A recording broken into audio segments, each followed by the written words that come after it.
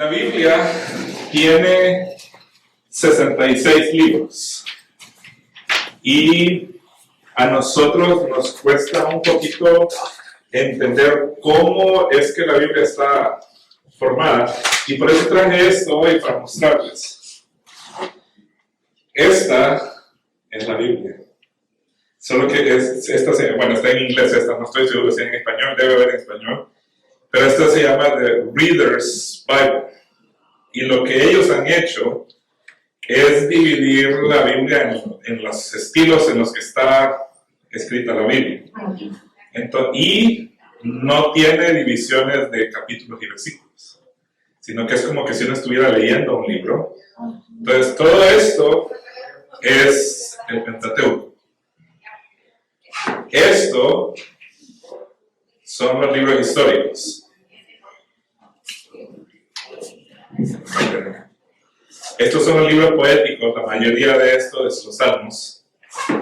Estos son los profetas. Esto es los evangelios y el libro de los hechos.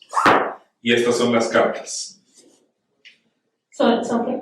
The letters, las cartas. Las cartas, ajá. Y el Apocalipsis. Ahora, si ustedes se fijan, esto es el Nuevo Testamento. Todo esto es el Antiguo Testamento.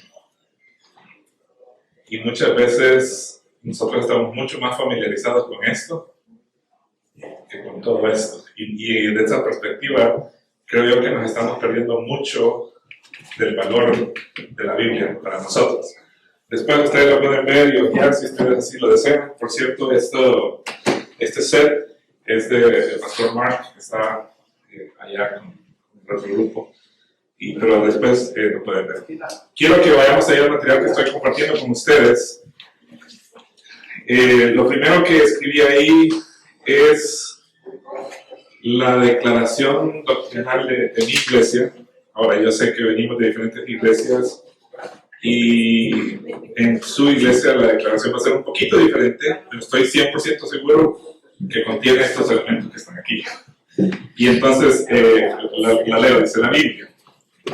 Creemos que Dios ha hablado en las Escrituras, en ambos Antiguo y Nuevo Testamento, a través de autores humanos. Como la palabra inspirada de Dios, la Biblia no tiene error en el lenguaje original en el que fue escrita, en donde se revelan completamente su voluntad, es decir, la voluntad de Dios para salvación, y la cual será la autoridad principal para juzgar todo pensamiento y comportamiento humano. Por lo tanto, debe creerse en todo lo que enseña, obedecerse en todo lo que requiere y confiarse en todo lo que promete. Y desde esa perspectiva, esa es la Biblia. Y nuestro deseo debería ser conocerla más y mejor cada día. Sigo leyendo ahí en la introducción, la Biblia es un libro como ningún otro.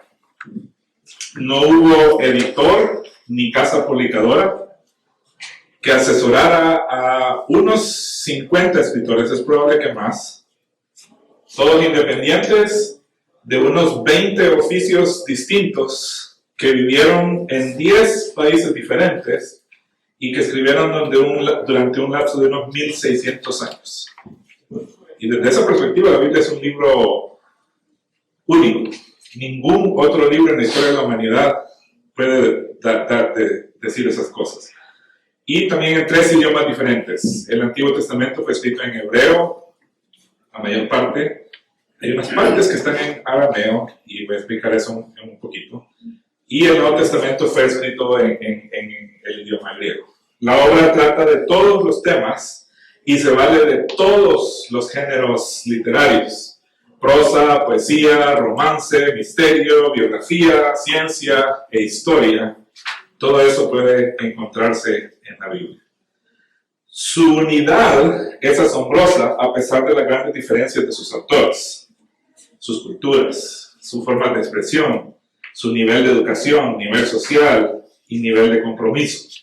No hay duda de que es un libro sobrenatural que relata una sola historia. Y es interesante cómo ver, por ejemplo, Salomón, el hombre más sabio y más rico que ha existido en la historia de la humanidad, es uno de los escritores.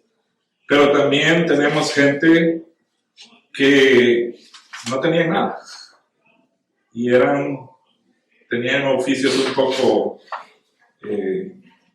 hoy en día los llamaríamos así de entradita nada más, solo para medio sobrevivir, porque todo trabajo es digno, así que no podemos decir que hay trabajos indignos, pero la idea es todo eso. Hay personas con mucha educación, como por ejemplo Lucas, era médico, quizá el grado académico más alto que se podía hacer.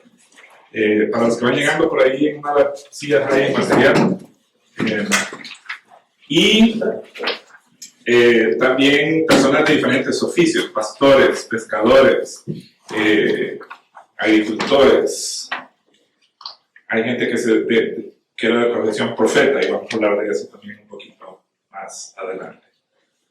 Su origen es divino. 2 Timoteo 3:16. Si tienen una Biblia, creo que la mayoría de ustedes conoce ese pasaje, pero vale la pena recalcarlo. 2 Timoteo 3:16, leo de la Nueva Biblia de las Américas, dice: toda escritura es inspirada por Dios y útil para enseñar, para reprender, para corregir, para instruir en justicia, a fin de que el hombre de Dios sea perfecto, equipado para toda buena obra.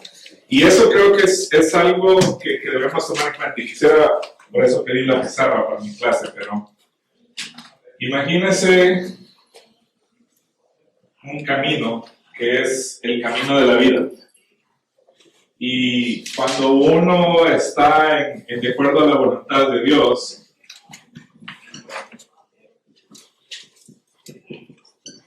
en ese camino hay bendición.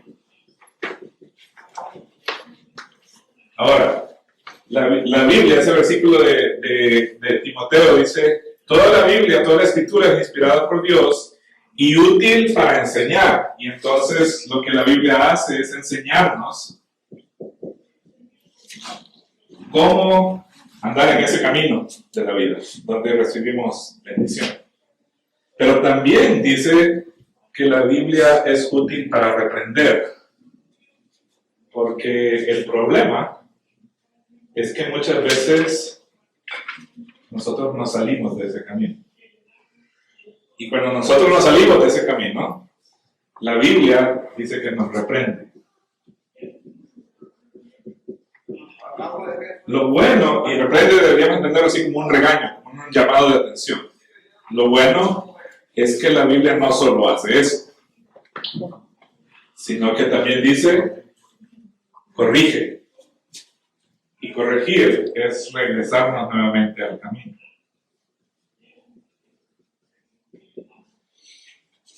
Y luego la otra palabra podría decirse que es sinónimo de esta, pero es instruir.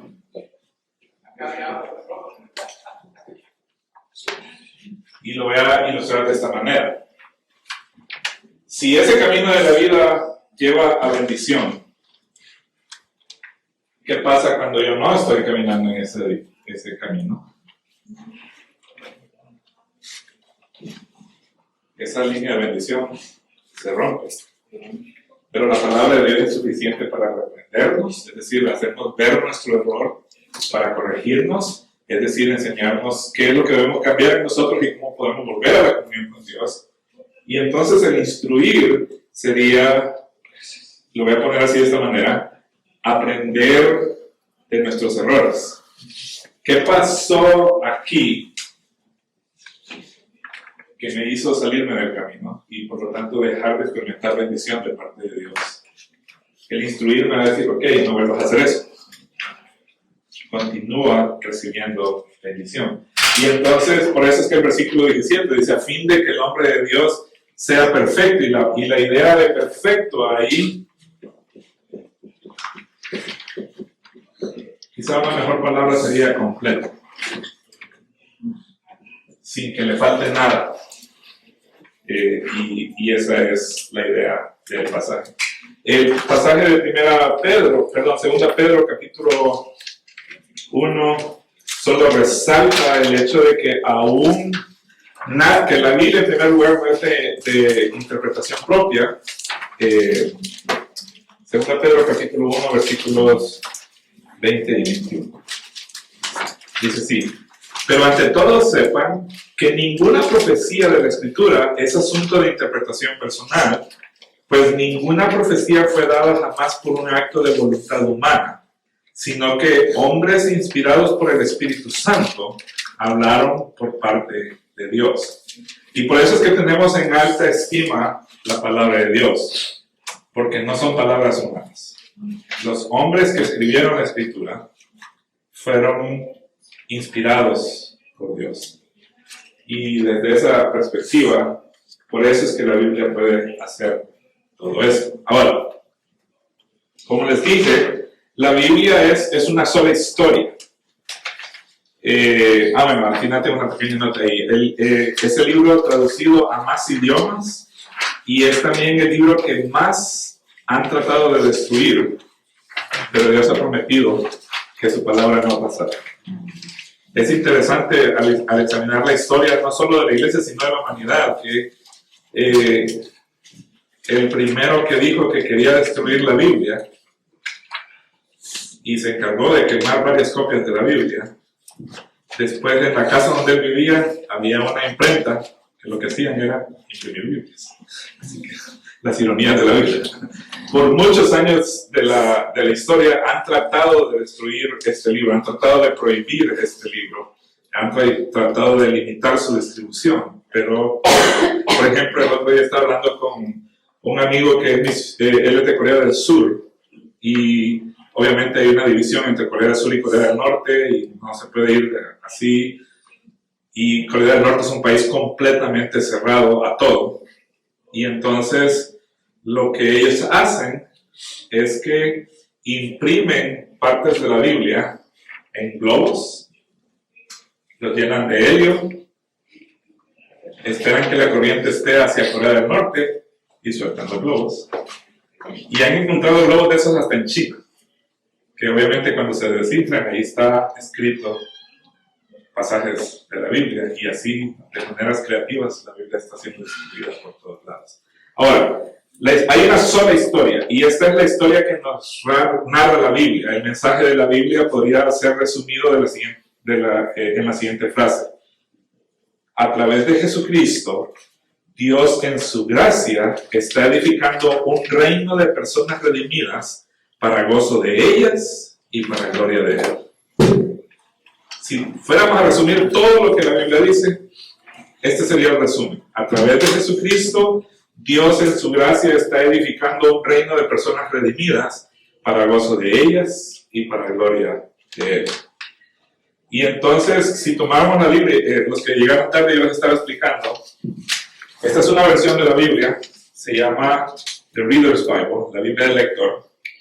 Está dividida en partes, no está dividida en capítulos y versículos, porque los capítulos y versículos fueron añadidos hasta como el siglo IX después de Cristo.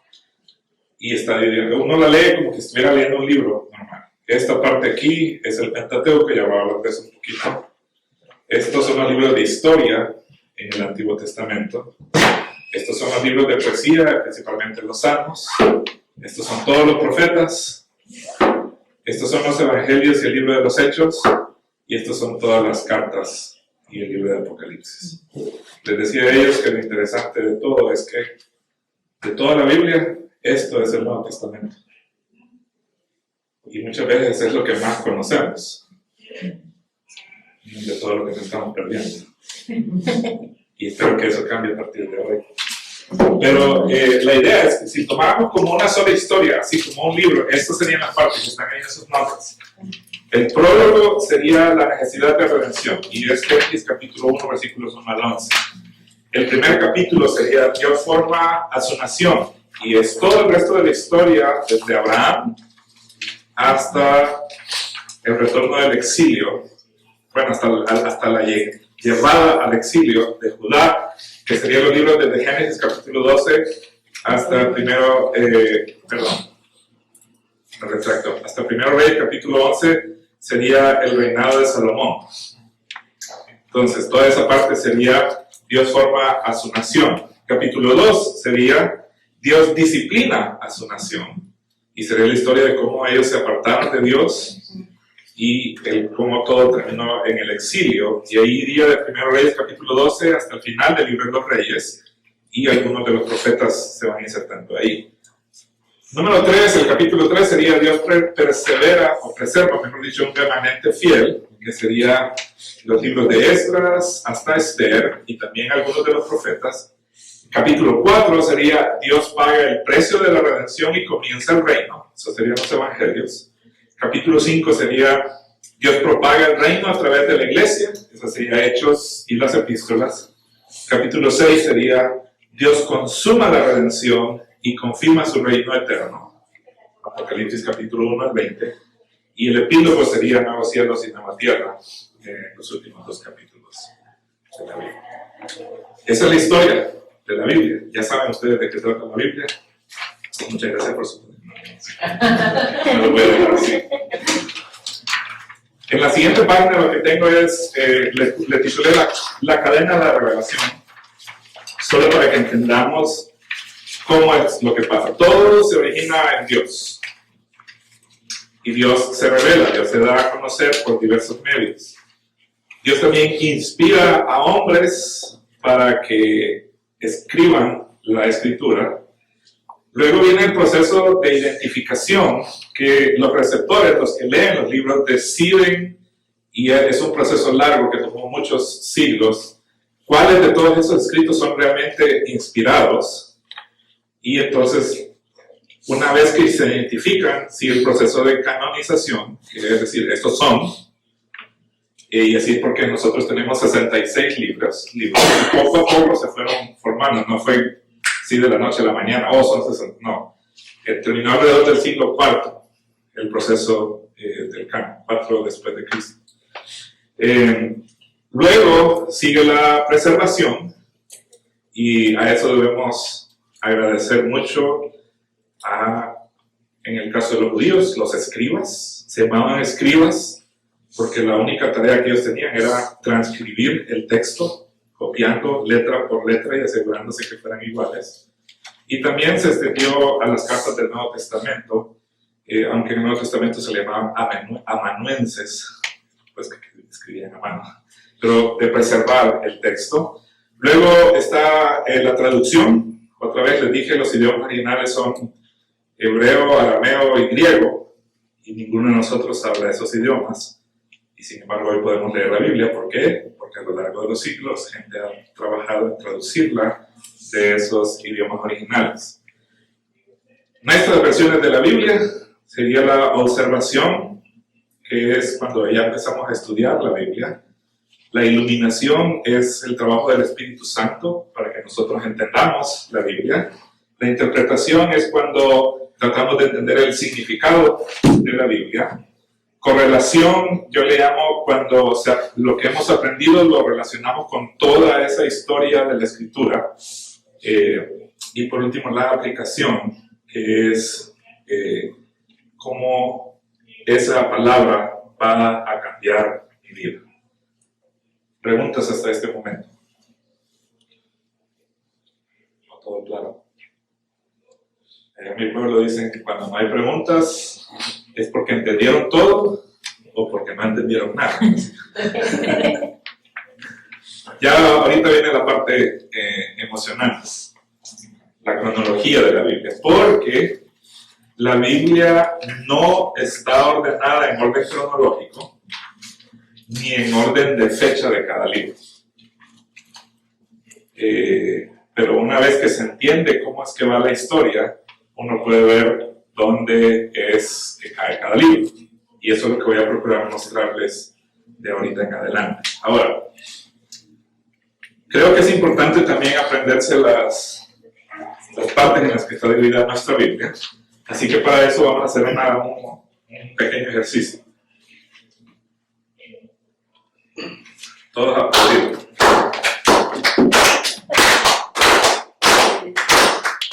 Repitan después de mí. 5, 12, 5. 5, 12, 4. 1, 21, 1. Una vez, no pierdan el ritmo. A ver, amigo. 5, 12, 5. 5, 12, 4. 1, 21. 5, 12, 5. Los números que dije fueron 5, 12, 5, 5, 12, 4, 1, 21. 1. Así está dividida la Biblia. Los primeros 5 libros de la Biblia son los que conocemos como el Pentateuco. Los siguientes 12 los conocemos como libros de historia. Luego hay 5 que conocemos como libros poéticos o poesía.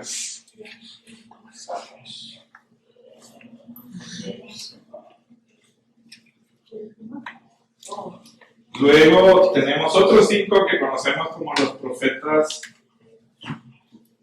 mayores. Y luego hay 12 que son los profetas menores. Luego hay 4 evangelios. Un libro de historia. 21 cartas. Y un libro de profecía.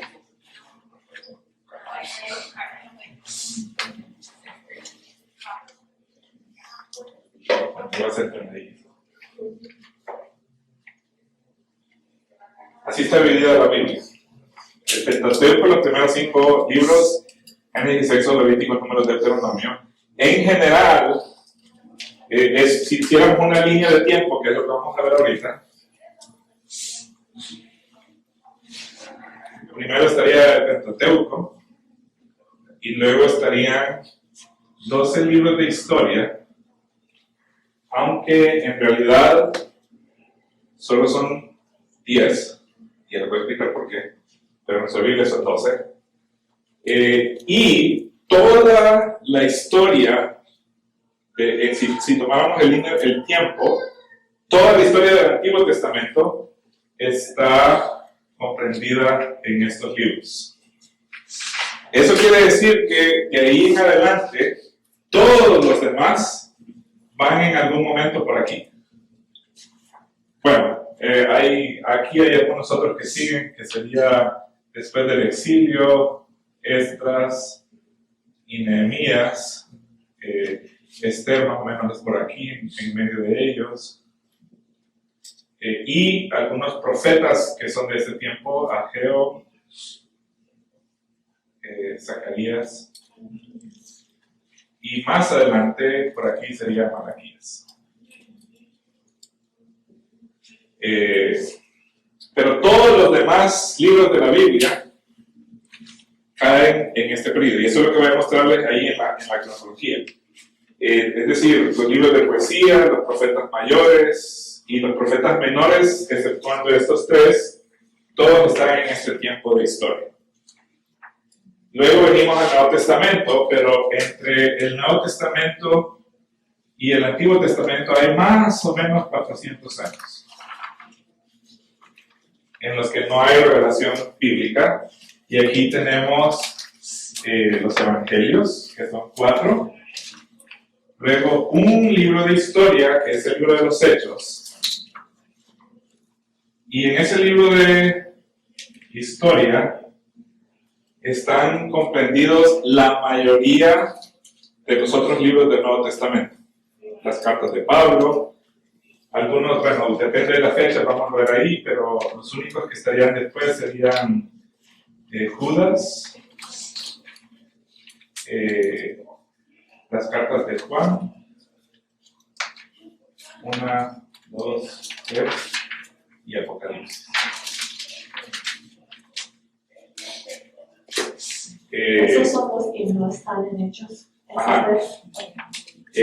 Algunos dicen que quizá algunas de las cartas de Pedro, la segunda Pedro, no está ahí, y hay otros que no sabemos, como el libro de Hebreos, no sabemos. Pero y eso lo voy a mostrar ahí en un ratito. Y eso sería, bueno, Apocalipsis sería el libro de profecía en el Nuevo Testamento. Entonces ahora en sus notas, yo procuré hacerlo con colores, para que sea muy fácil de entender. Por lo menos el Antiguo Testamento, el Nuevo Testamento es mucho más difícil porque hay más asuntos. Ahora, Génesis capítulo 1 al capítulo 11 es lo que nosotros conocemos como prehistoria. Entre Génesis capítulo 1 y Génesis capítulo 11 no hay ninguna manera conocida para el hombre en el que podamos poner fechas. Es decir, no hay manera que con certeza podamos decir el diluvio pasó en esta fecha, o Adán y Eva vivieron en esta fecha, o la creación pasó en esta fecha, o el último evento en la Torre de Babel fue construido en esta fecha. No hay manera. Algunos han intentado, porque si ustedes tienen sus Biblias, Génesis capítulo 4 y Génesis capítulo 5 tienen genealogías. Génesis capítulo 4 tiene la genealogía de Caín, y Génesis capítulo 5 tiene la genealogía de Adán a través de Set, el que nació después de Abel. Y entonces es interesante porque estamos 100% seguros, en esas genealogías hay hoyos, por así decirlo. Es decir, a veces se usa hijo de, pero en realidad era como nieto o bisnieto de alguien. Entonces no hay manera de saber cuántos años han pasado, porque lo que Moisés, que nosotros creemos escribió el libro de Génesis, quería hacer era poner en paralelo la descendencia de Caín y la descendencia de Set. En la descendencia de Caín, creo que es el quinto o sexto en la línea, es un hombre que se llama Lamec, y él termina matando a dos y tiene dos esposas y hasta hace una maldición a cualquiera que le quiera hacer algo. En la línea de Caín. En la línea de Set tenemos un hombre que se llamaba Enoch, que dice la escritura que caminó con Dios, tuvo comunión con Dios y no vio la muerte, Dios se lo llevó. Y están paralelos. Mientras uno está aquí caminando con Dios, otro, la humanidad empieza a degradarse con asesinatos y poligamia y todo eso. Y creo que esa es la intención del autor, mostrar cómo hay diferencia. Ahora, la otra diferencia que se puede ver es que en la línea de Caín se menciona qué era lo que hacían. Dice que ahí había uno que llegó a ser el padre de todos los que son ganaderos. Llegó a ser el padre de todos los que forjan hierro y bronce o metales. Llegó a ser el padre de todos los que instrumentos musicales, etc. De la línea de Set no se dice nada de lo que hacían. Solo dice que cuánto tiempo vivían. Caminaron con Dios y vivieron tantos años. Nació, vivió con Dios y se murió. Es el único registro. Y aquí sí se menciona lo que lograron hacer. Y yo creo que eso también es solo para que nosotros veamos la diferencia entre cómo el mundo ve las cosas y cómo los hijos de Dios deberíamos ver las cosas. En el sentido de que el mundo asigna valor al ser humano por lo que hace, por su contribución. Cuando uno está caminando con Dios, nuestro valor no viene de lo que hacemos o el estatus que tengamos de acuerdo a la sociedad, sino que nuestro valor viene por ser hijos de Dios, por ser redimidos por la sangre de Cristo, y eso es lo que vale la pena. Ahora,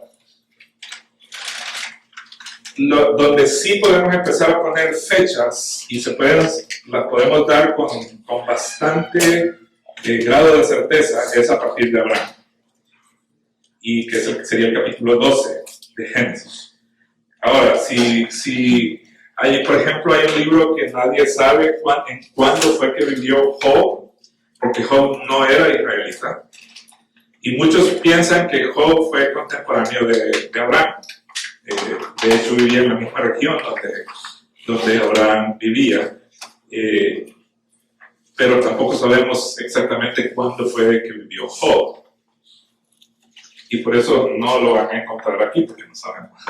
Pero solo menciono eso, la mayoría de los eruditos creen que él fue contemporáneo de Abraham, es decir, vivió en esa misma no que se hayan conocido, pero sí que fueron contemporáneos. Entonces, más o menos ahí por el año 2135 antes de Cristo es que podemos poner Abraham. Y eso está aquí en la lista, la línea más oscura, casi que es negra, gris oscuro. Hay algunas fechas ahí, como por ejemplo 2060 antes de Cristo sería cuando él llegó a la tierra de Canaán. 2049 sería el nacimiento de Isaac. Y entonces Isaac lo empiezo a contar desde el momento que se casó con Rebeca. Perdón, no, está movido ahí. Bueno, todas son fechas aproximadas.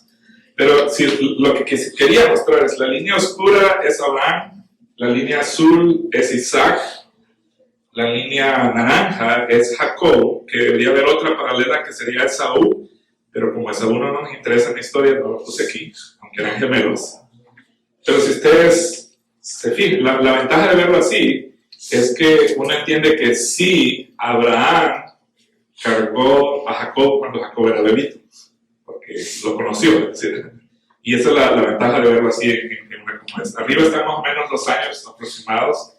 Entonces la naranja es Jacob. Jacob tuvo 12 hijos, uno de ellos fue José, y el que estoy resaltando es el que lleva la continuación de la historia bíblica, y entonces por eso selecciono aquí a José, que es la línea verde. Los detalles importantes ahí: cuando fue vendido por sus hermanos, cuando ascendió a ser segundo en Egipto, y es importante José para la historia bíblica porque por la posición que José tenía como segundo en Egipto, fue que Jacob y toda la familia llegaron a vivir a Egipto. El libro de Éxodo nos dice que después se levantó un rey, un faraón que no conocía a José. Por cierto, faraón no es nombre, es título. Así como César no es nombre del emperador romano, sino que es un título. Augusto César o Marco Antonio César eran títulos. Faraón era el título del que gobernaba en Egipto. Entonces, el rey sería quizá un equivalente, pero los egipcios le llamaban faraón. Ahí hay si ustedes se fijan, yo puse un break ahí de tiempo, y si ustedes miran la secuencia de los años arriba, porque el tiempo que los israelitas estuvieron en Egipto fueron aproximadamente 430 años. Y entonces, obviamente, el otro personaje importante ahí en la historia es Moisés, que sería la línea azul esta. La línea roja sería la esclavitud en Egipto. Vemos ahí Moisés, que Dios lo llama para liberar a la nación, y cuando termina la esclavitud, por eso pongo ahí los eventos de las plagas, etc. Pero aquí en naranja serían en qué momento se escribieron los libros del Pentateuco, porque los escribió Moisés. Entonces, por eso están ahí. Génesis, Éxodo, Levítico, Números y Deuteronomio, durante el periodo de la vida de Moisés, fueron escritos, aunque también hay evidencia en que hubo editores de esos libros, es decir, que añadieron detalles. Por ejemplo, Deuteronomio, el último capítulo, menciona la muerte de Moisés.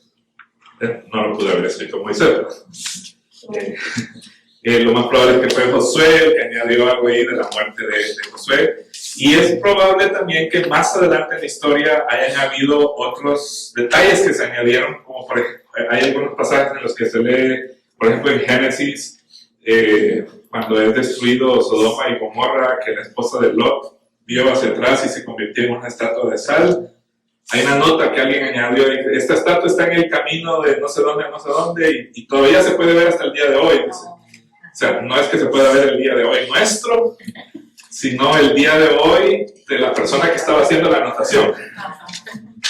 Solo como referencia para la gente que estaba.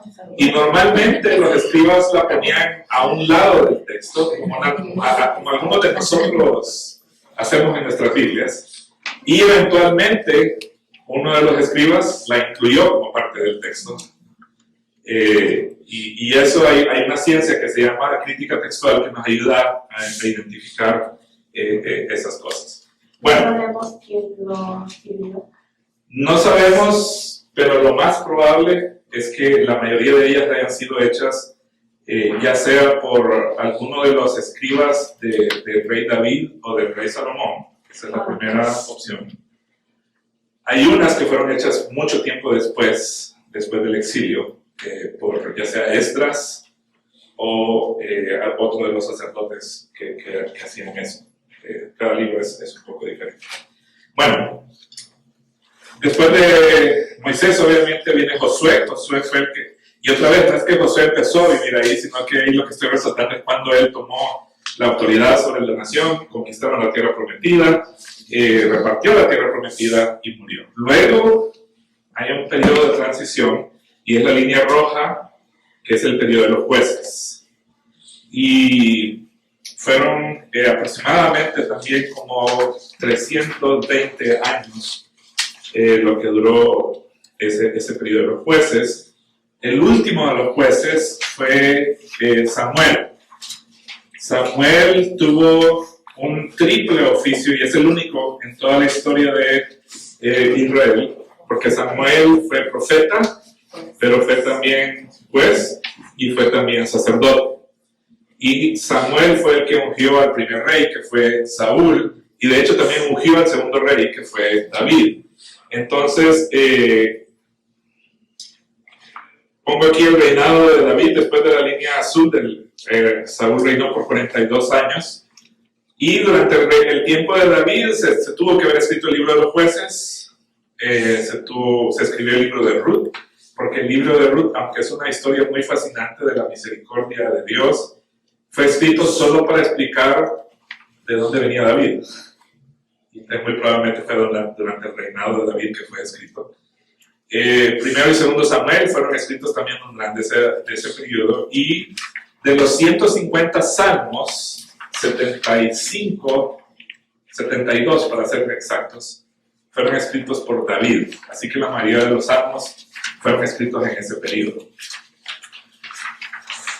Luego, después de David, reinó Salomón, y obviamente Salomón escribió Proverbios, Eclesiastés y algunos cantares, porque están ahí. Pero después de Salomón, el reino se dividió. Y entonces, el reino del norte fueron 10 tribus que se llamaron Israel, y el reino del sur fueron 2 tribus, Judá y Benjamín, que se llamaron Judá. Entonces, a partir después de Salomón hay dos reinos, el reino del norte y el reino del sur.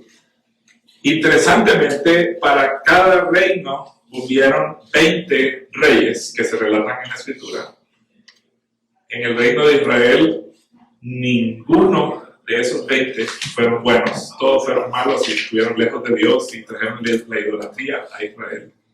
En el reino de Judá, hubieron solo 8 que fueron buenos, 12 hicieron lo malo ante los ojos de Dios, y la medida siempre fue el rey David. Ahora, en el reino del norte hubo golpe de estado tras golpe de estado, diríamos hoy en día, y la dinastía más larga duró como unos 3 reyes quizás. Pero de ahí lo mataban y otro tomaba el poder. En el lado de Judá, todos los reyes fueron descendientes de David, y esa era parte de la promesa de Dios. Sí, aquí la primera hoja no escribió ningún libro, pero es uno de los principales profetas, no fue ni el primero ni el único, pero uno de los principales profetas, Elías, toma la mayoría del libro de los reyes. Luego de Elías viene Eliseo, y estaría también, si ustedes miran ahí abajo de la línea de Eliseo, el libro de Abdías. Abdías es el primero de los profetas escritores. Cuando digo profetas escritores, es que escribieron un libro en la Biblia. Ahora, aquí no les mencioné esto, pero hacemos diferencia entre profetas mayores y profetas menores. no es porque los mayores eran más importantes y los menores eran menos importantes. No es porque estos eran mayores de edad y estos eran menores de edad. Nada. La única diferencia es que las profecías de estos abarcaron universal, tienen un alcance universal. Las profecías de estos tienen un alcance mucho más reducido y son mucho más cortos también. Y entonces por eso le llamamos menores, no porque haya sido así. Pero entonces de los libros, estos están en esta línea. Abdías sería el primero de los profetas, el primer profeta escritor. Luego Jonás, luego Amós. Bueno, en el lado de Judá estaría Joel después de Abdías, o sea que si lo pusiéramos en orden cronológico, Abdías es el primero, luego Joel, luego Amós, luego Jonás, luego Amós, luego Oseas, y aquí lo traté de poner para saber en qué reino estaba, el reino del norte o el reino del sur. Y arriba están también los reyes y todo eso. Una fecha importante para recordar es el año 722 a.C. Ese es el año en que el reino del norte fue capturado por los asirios y llevados a la cautividad, y nunca más en la historia volvieron a relacionarse como nación. De hecho, la costumbre de los asirios era llevárselos y ponerlos en otras ciudades y traer gente de otros lados y ponerlas ahí en el territorio que habían conquistado, pero no, los que llegaron no se hallaron, por así decirlo. Entonces los asirios trajeron a algunos israelitas para que les enseñaran a la gente a vivir y se mezclaron con ellos, al punto que en el tiempo de Jesús, eso forma el grupo que nosotros conocemos como los samaritanos. Y eran israelitas que se habían mezclado con otras razas, culturas, y habían perdido su identidad. Y por eso, en parte, eran tan odiados por los judíos, porque no eran auténticos, eran racistas, eran judíos.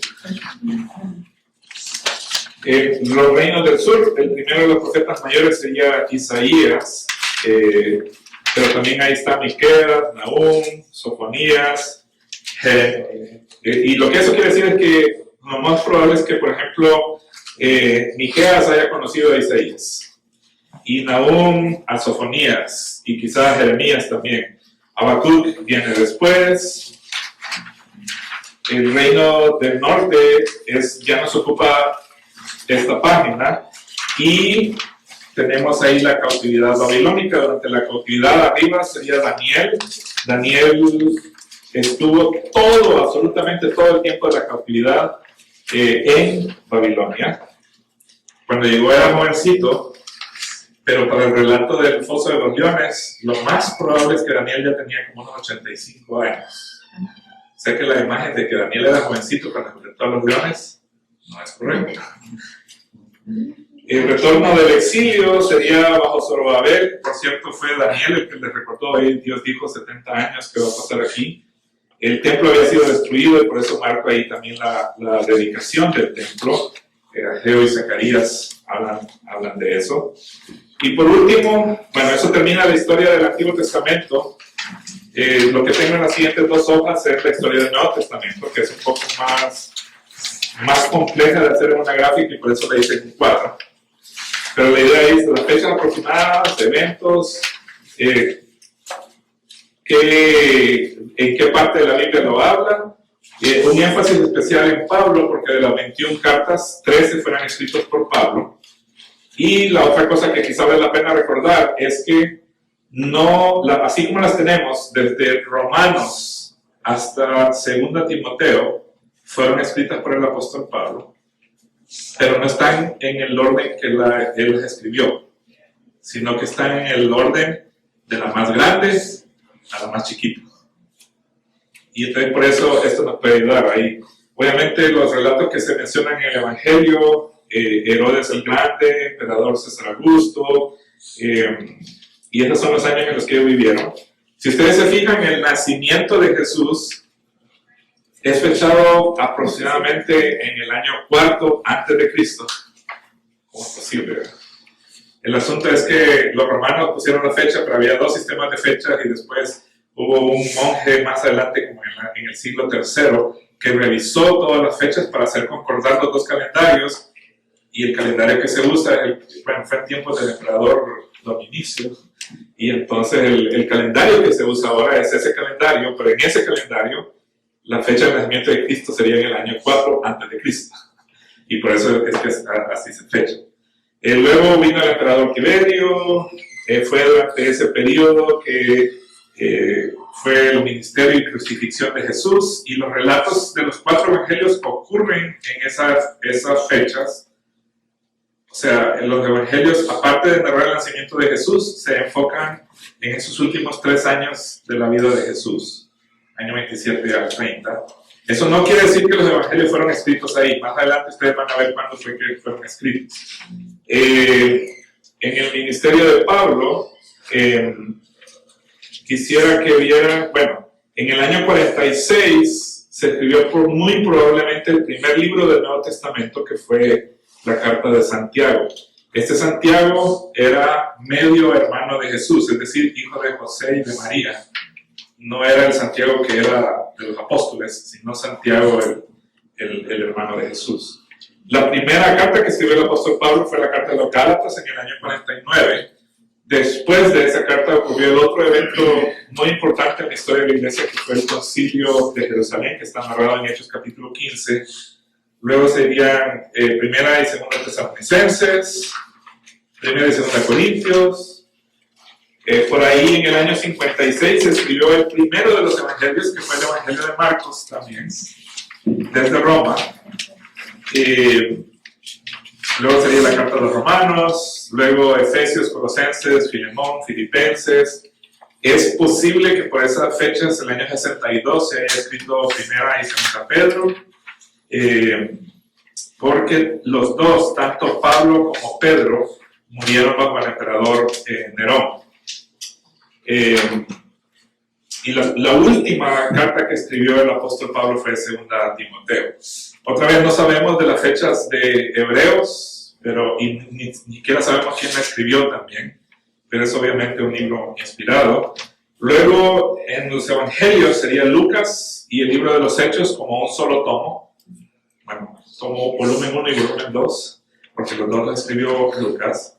El evangelio de Mateo, y muchos años después, alrededor del año 90 después de Cristo, el evangelio de Juan, las cartas de Juan, y el libro de Apocalipsis sería más o menos alrededor del año 95, que es el último de los libros y que cerró el canon.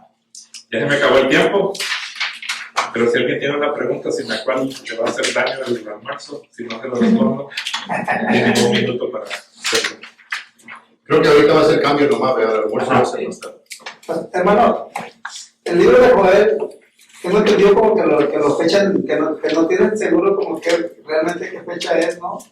Como uno lo fechan muy... Bueno, la razón principal es similar con el libro de Daniel, porque el libro de Daniel también lo fechan algunos mucho más tarde.